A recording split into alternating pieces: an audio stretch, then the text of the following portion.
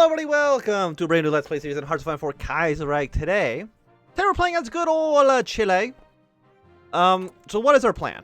Well, first things first is the defeat of Argentina, because as we all know, Argentina very soon is going to get the wise idea to invade the south. And of course, they are currently our puppet state. We want to keep them underneath our own control and, you know, defeat the Argentinians. So probably our idea, once that's done, is to join up with the International, fight up in the Second Weltkrieg. However, I think I've been looking. Like, is there a way for us to form our own faction in South America? I don't believe so. We're just like join the faction tree. Like this all for if we do the counter revolution, which we're not going to do. We're gonna stay with the syndicalists for now. In fact, I don't know where you do the change. But either way, let's see. Like, do we want to go totalist? That's a 25% boost there for stability. Civilian factory, war support, army experience, another civilian factory. Just a budget party popularity loss for everybody else. More stability. Honestly, they're actually like not that. I mean, you get a ton of stability, which is nice. But aside from that, you really don't get much from the totalist tree.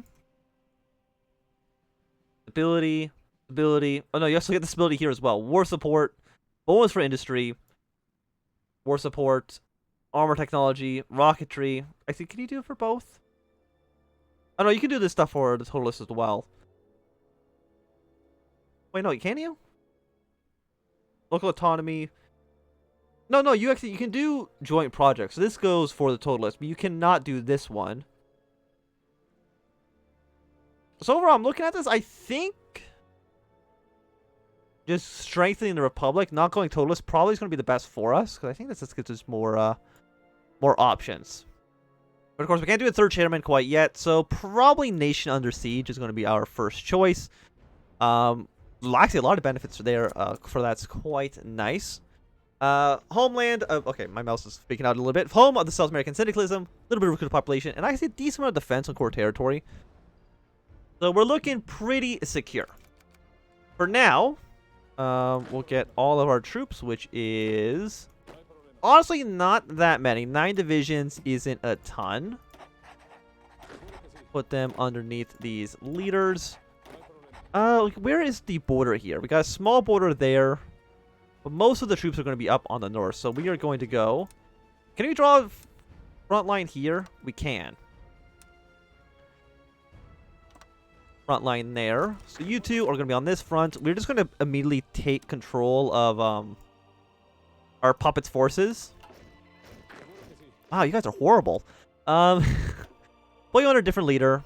Underneath this guy who doesn't actually have an actual drawing. It's just a cartoon. And you guys, you know, prepare an invasion. How many men do you guys actually have? 1 division at the moment, but I do believe they'll probably get some more sooner rather than later. I do also believe that Peru can also intervene in the war. We'll have to see about that, though. So, Chile in 1936. After the Saltpeter War, 1879 to 1883, in which Chile received the Peruvian Saltpeter provinces, Tarapacá and Arquia, in addition to the Bolivian coastal regions of Antofagasta, the country has been commanded over vast copper deposits and monopolized the world trade on saltpeter. A phase of economic prosperity was initiated, supported by a high demand for saltpeter at the beginning of the Weltkrieg. However, the chemical process devised during that war to artificially pollute saltpeter rendered Chile's deposits worthless. Worsening economic circumstances, together with the growth of the population, increased social crisis. Workers and unions gained political influence, especially after the disastrous role of Carlos Ibáñez del Campo during which Chile bankrupted in 1931. Shortly afterwards, Ibáñez was deposed and the navy and most of the army mutinied. With the support of the people, the arrival of the reinforcements of the long-exiled Marmaduke... isn't Marmaduke the name of the dog from that one movie?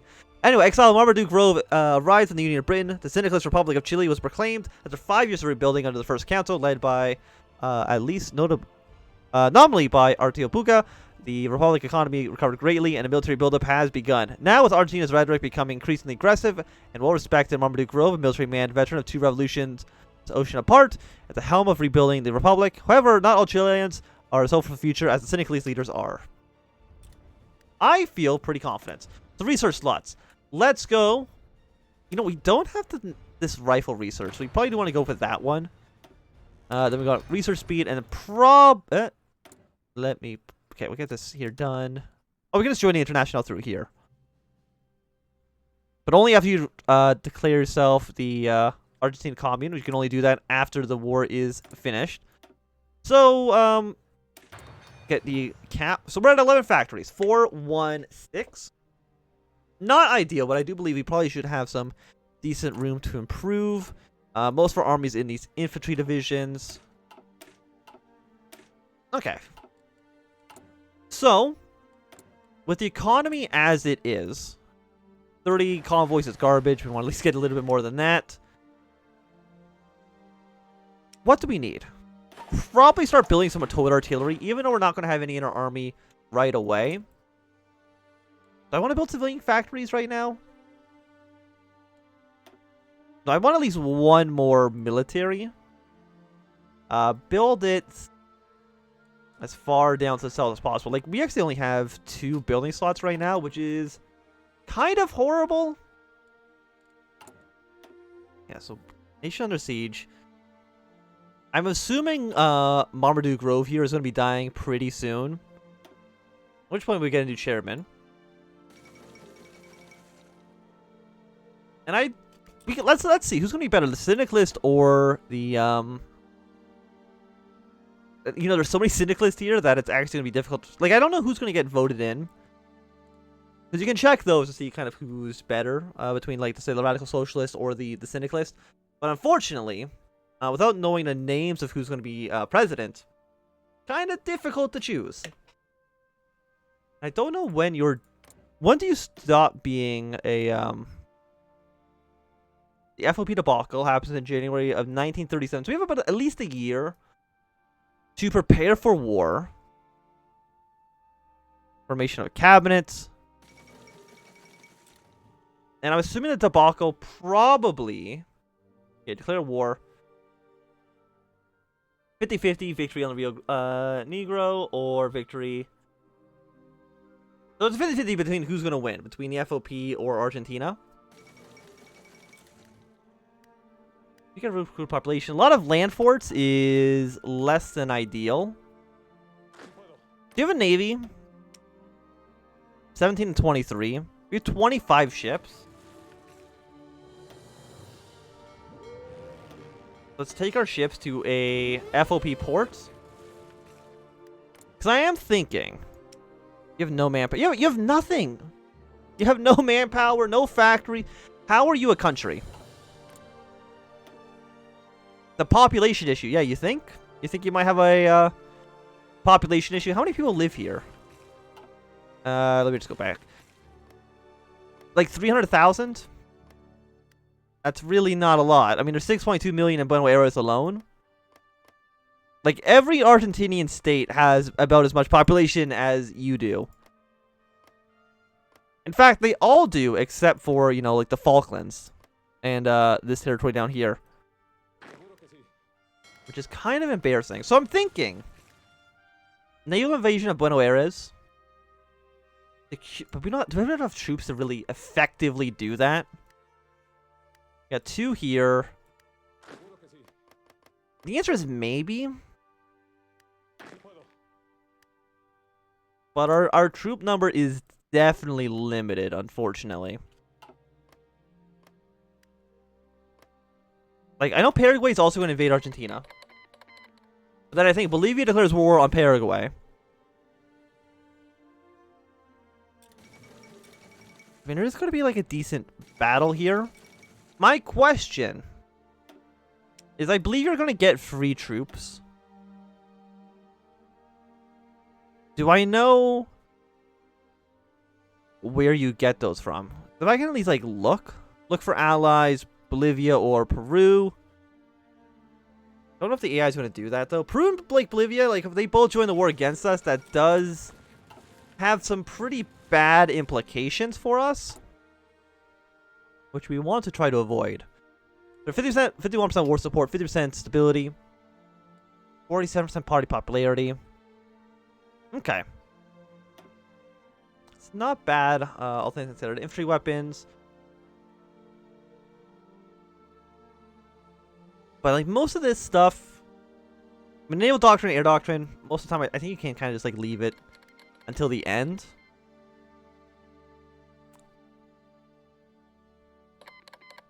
Like, do any of you give me troops? Like, when China breaks apart and everybody declares war on each other... Yes, no, I understand.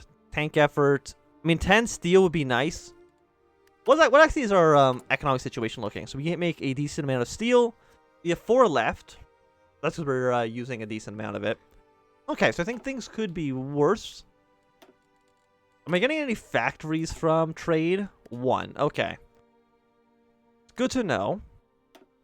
But do I have any forts? We're going to build forts here. Like, if these guys invade, of course, we're just going to abandon this area. You have 1 fort there, but that literally doesn't have a front line, so I'm not too sure what the idea behind it is. Only this area really needs to be built up, I think. Just in case Peru or Bolivia decide to get involved one way or another. Like, if Argentina did get all of them involved, I do believe that would be quite bad. Ecuador has been seized by military junta. I mean, Colombia's the social democrat. Venezuela. I mean, everybody is kind of against us. Unfortunately. We got Uruguay. I mean, apparently, like, you got a star on your hat, so that means you should ally with us. Please and thank you. Like, do I know if you're gonna die? Country went bankrupt.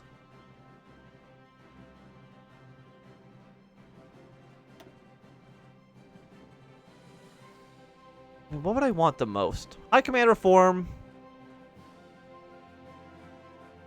You need both of these for the extra... You know what? No, you also need a, foreign armor expertise for the extra steel. You're pretty good. If you get strategic mining and then go to renew... Okay, so that's probably our plan for at least for right now. Okay, but the Pius XI has died. Yeah, so we're probably going to do this, at least until the chairman's dead. And we're definitely going to go with Strength the Republic, just because I think there's just more options here. So we like these factories at the bottom.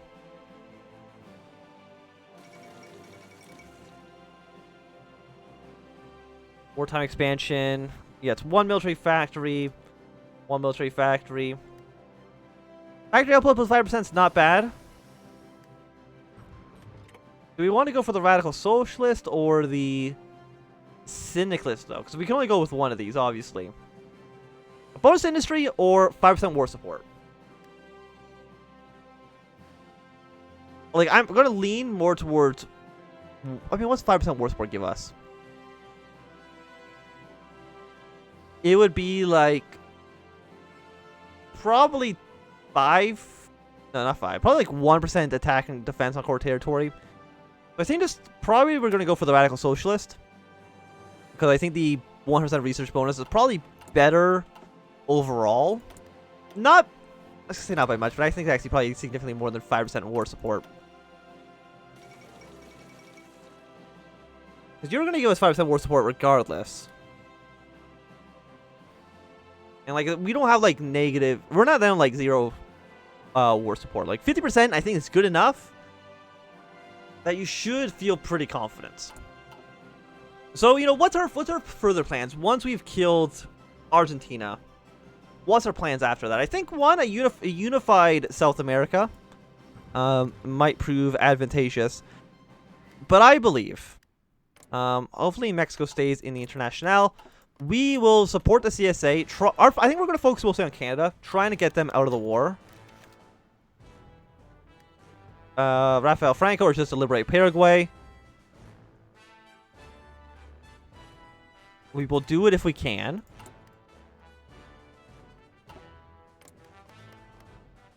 Yeah, maybe that's what I'll try to do. Maybe I'll try to like liberate all of South America. Then joining International is a massive block. And then use that to project power further out. And maybe use Mexico as like a launching point for invasion of Canada. Because once, you know, the Entente's out of the war, this should be relatively easier. Mostly just because about half of the Navy is just going to kind of be gone. But we'll see. You know, things could drastically change. Like if Mexico has their like military junta, like the military coup happens, that will lead to a situation where our plan kind of falls apart, for sure. So I still think like a unified South America makes sense. Like Peru and Bolivia, 3 to 5 divisions, 4 to 8. Like nobody here is really that strong.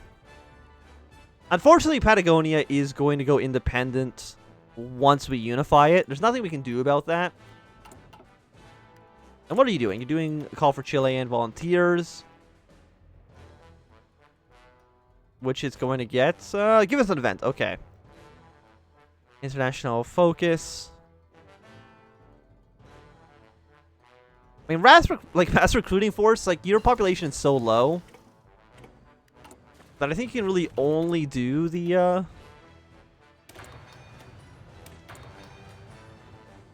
realistically, like, you can only do the international volunteers. Let's upgrade our weapons. We do have, like, 3,000 rifles. Our manpower is low, though, which is a real shame. Are we on volunteer?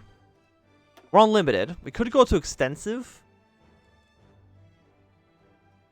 We're actually at 3.5. Or we go to partial mobilization.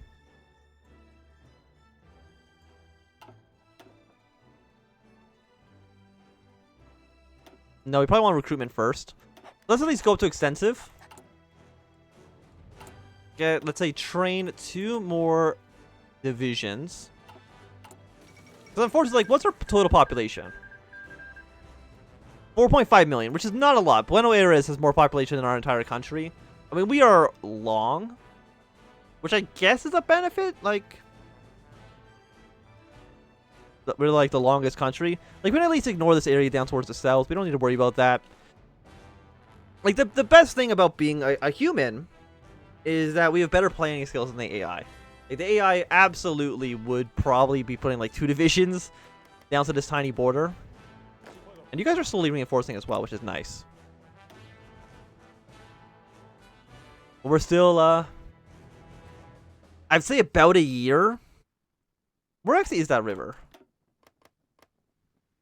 I'm going to assume it's this river. Probably not this one. You call for Chilean volunteers. We'll send in volunteers. I don't know what that really does for us.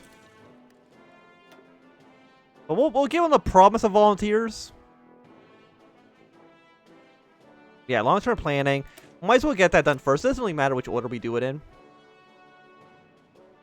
Because we should be good no matter what. So we got an election in 1940. But I believe the 3rd chairman's going to pop up before then. Like, I'm almost like 100% sure that's going to happen first.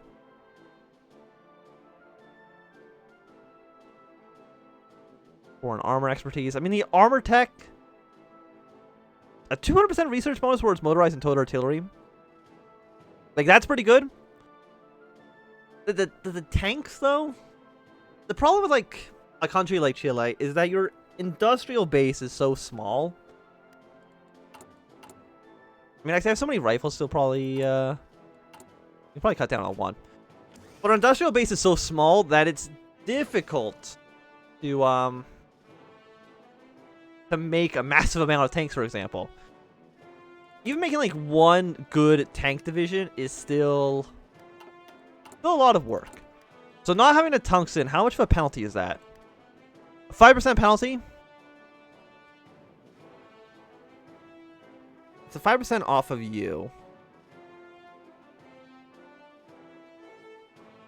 Actually, no, it's 5% off of 12.7, I think. No, no, yeah. Is it? I think so, yeah.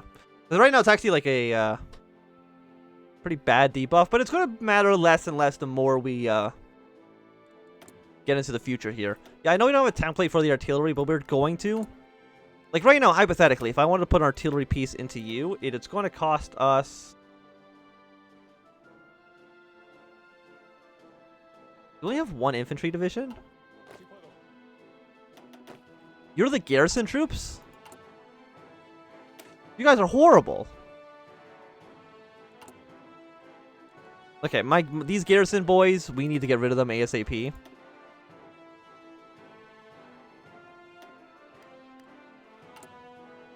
Do you have all your rifles? You do. How long is it going to take for you to replace these guns? 146 days.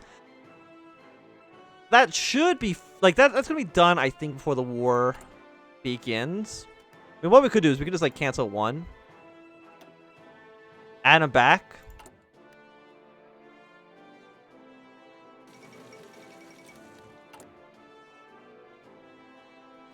Okay, give it, like, one tick.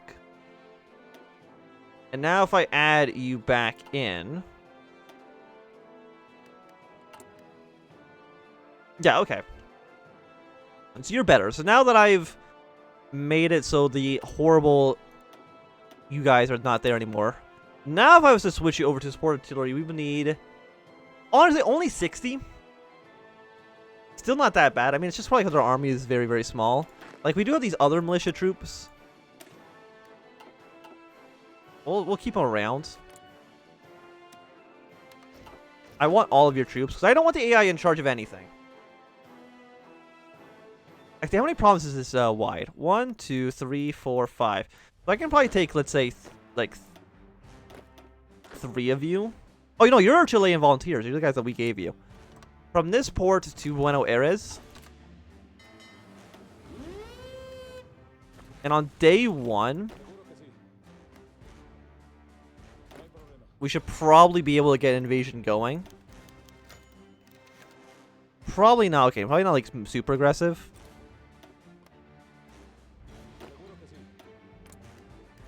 That should work out. How many men? You said 1 to 3. I think the situation is favorable for sure.